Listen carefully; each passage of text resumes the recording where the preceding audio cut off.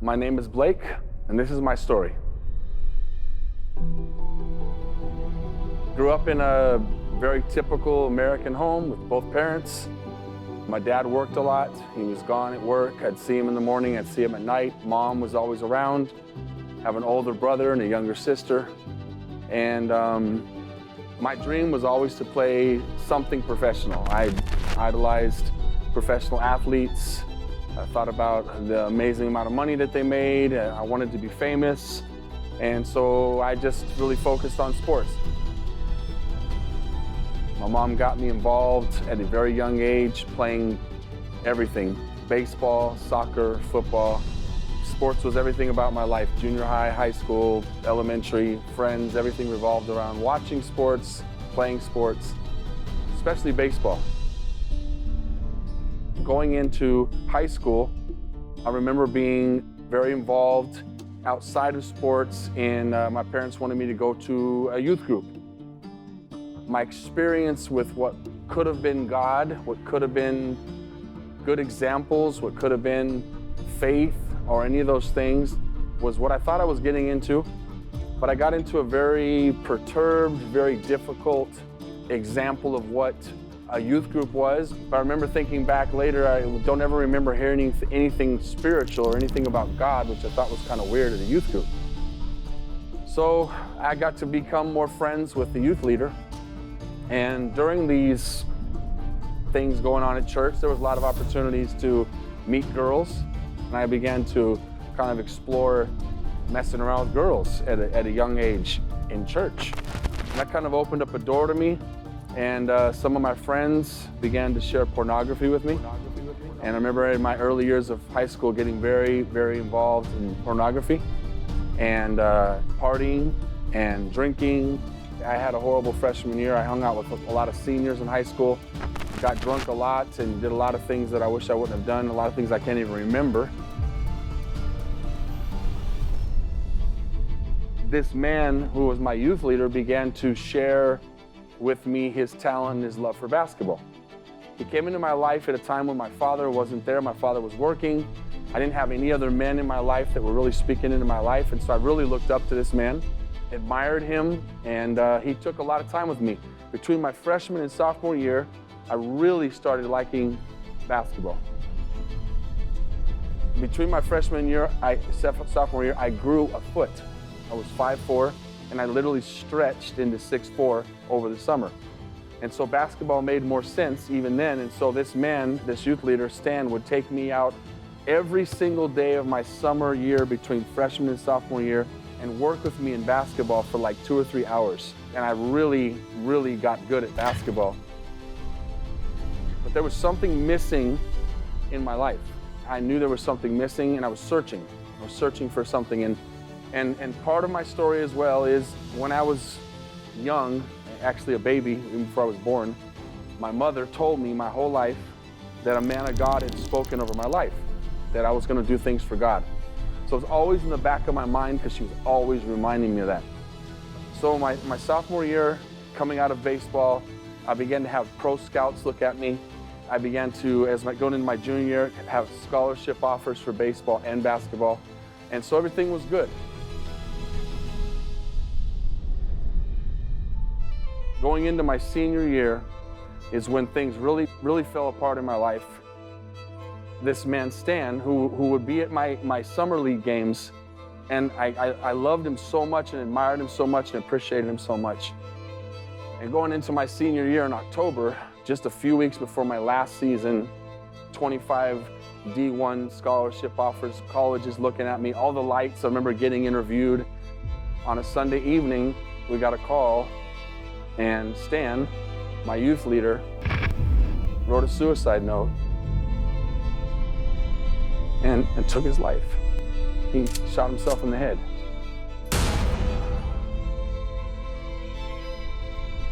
This is 30-something years later. Yeah, it still hurts. I still remember it like it was yesterday. Just my world crumbling on me. And I remember going through my senior year almost like a zombie. I remember this moment right here with lights right before my first game of my senior season. They were interviewing me. You're gonna have a great year. All these colleges are looking at you. And I just remember looking up over at the stands. And my grandparents were there, my parents were there. Everybody that loved me was there, but he wasn't. Wore a patch on our uniform, all my teammates wore one. And so that was one of the lowest points in my life.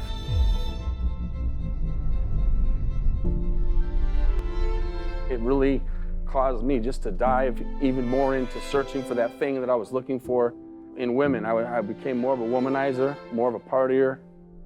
I was very popular. Game was over. Blake, where's the party at? And so I just kind of submerged myself in women, parties, being popular, just getting attention, and kind of went through my senior year that way. After my senior year, another crazy thing happened to me. Looking back now that I know God was ordaining then, I didn't understand at the time. My SATs were coming up in April, and you have to have obviously an SAT score to go into Division I basketball. And the actual day that I was supposed to take my test, April 10th, my grandma passed away. So I missed my SATs. D1 schools were out the door. Now I have to go a different route. Now I got to go junior college. And so I'm still hanging on to my dream. I want to play professional basketball. I want to play professional baseball. And so I accept a scholarship to go to a junior college in Tucson called Pima College. So I stayed home. I didn't go to a college outside of town. So I'm living with my parents still, save money. And my dad did something that was very amazing as I look back and really life-changing for me. He made a statement to me, said, Blake, you're gonna live at home, we'll pay all the bills, but you're under our roof, and as long as you're under our roof, you're gonna go to church. And interestingly enough, in October, again, on October 4th of 1992, a year later after Stan takes his life, I get out of practice, and there's a revival happening at our church. I'm sitting all the way in the back of the service. I've got my arms crossed. I've got sunglasses on. I'm being a rebellious punk, looking at my watch, just waiting for the service to get over. But God had it ordained that the person that was preaching was somebody that I did know. I knew of him. He was a younger person. And at one moment, just like these lights are on me right now, I felt like a spotlight came on me. He was describing hell so vividly, so real. And as I said earlier, I had always heard my mom tell me, you're called by God. God's got a plan for your life. You're gonna touch nations. You're gonna touch people's lives. All these things began to come back to me. And as he's describing this place, I heard God's voice for the first time. I heard it so clear. All those times that I had felt his presence and felt like there was something missing. He says, Blake, that place that he's describing is where you're going to spend eternity if you don't change your life tonight. Like I knew in my spirit, it wasn't tomorrow, it wasn't next week, it was now. I just know that he told me and I heard it, not an audible voice, but in my spirit. And I literally got up before the service was over and I went to the altar. And I just got on my knees and I just started crying. And I just started saying, God, I'm sorry.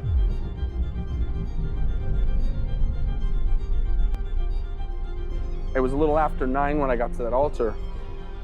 And when I got up from praying, it was after midnight. I was literally at that altar for 3 hours. And nobody was left in the church except my parents, the pastor, and the evangelist. And I got up and I looked at him and I said, I'm not the same person. And God has asked me to preach his gospel and tell people about him. And Jesus said, I want you to tell people what I've done for you, what I've saved you from. I want you to leave your dream and I want you to preach the gospel and I want you to leave basketball. And it was like so clear for me. So like my entire life changed in 3 hours because my dreams of professional basketball, and it wasn't even like, let me think about, I knew I had to do it. And that next day I went and told my coach, I'm leaving basketball to go into the ministry and to preach Jesus. Just a few months after I got saved, my aunt and uncle just happened to be in Tucson, Arizona on a Sunday morning while the pastor's son, who happened to be the brother of the one who committed suicide, was telling the church that he wanted to go to Costa Rica to learn Spanish. And my mama and papa came up to me. They were in the church that service that day, and they just happened to be there that day. And they said, we feel like God wants you to go to Costa Rica to learn Spanish. And if you want to go, we'll write a check out right now. And I had no intentions of praying about it. I didn't want to go learn Spanish. I didn't want to go leave the country. But within a few hours, I knew that that's what God wanted me to do because I knew his voice now. And just a few months after I gave my life to the Lord, I was in another country, in Costa Rica, learning Spanish. And that's where I ended up meeting my wife a month later at a church.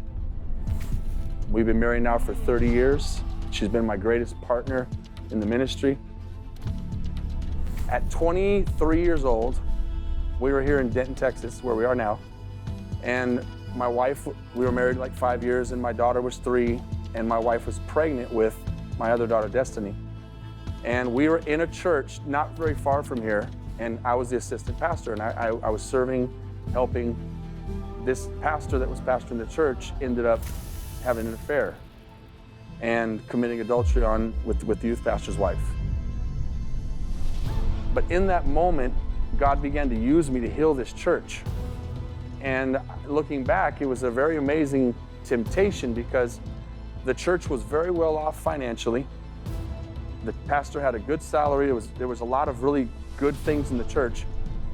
But 2 weeks before, God had spoken to me to go to Costa Rica to be a missionary.